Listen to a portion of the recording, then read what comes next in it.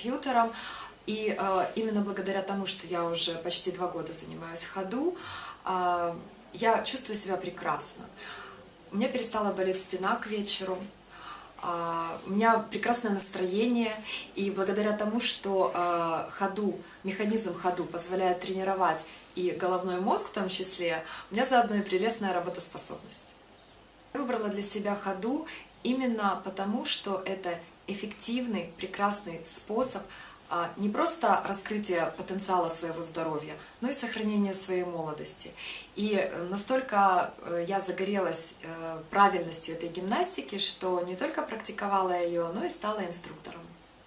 Я занимаюсь ходу полгода, и за это время я плюс мои там все близкие люди заметили изменения в моей фигуре. То есть у меня мало того, что я начала чувствовать себя по здоровью намного легче, плюс визуально стали изменения в фигуре, то есть росла мышечная масса, та, которая долго не появлялась. Когда мои клиенты спрашивают меня, что помогает мне держать такую хорошую форму, я им отвечаю очень просто: ходу — это здоровье, красота, молодость, и занимает мало времени.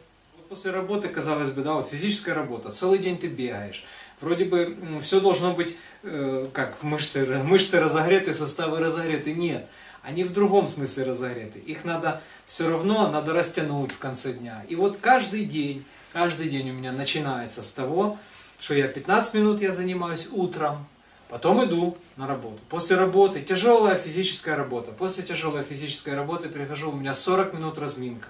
Вот, и я чувствую себя отдохнувшим, воспрянувшим. Это вечером после тяжелой физической работы. У меня тонус поднимается. У меня, как говорится, жить хочется. Что называется, жить хочется. 2-3 раза в неделю я занимаюсь ходу на общих занятиях. И стараюсь каждое утро делать разминочку хотя бы по 10 минут для того, чтобы как-то вот запустить свой организм. Это очень помогает вообще потом целый день и спину держать, и чувствовать себя очень, очень хорошо. Результаты заметны. Мои друзья говорят, что как-то все стало более подтянуто. Естественно, чувствую я себя хорошо. У меня не было больших проблем до того, как я сюда пришла. Но я стала ощущать себя гораздо лучше. То есть было хорошо, а стало еще лучше. То есть для того, чтобы начать чего-то исправлять, не обязательно дожидаться критических каких-то ситуаций.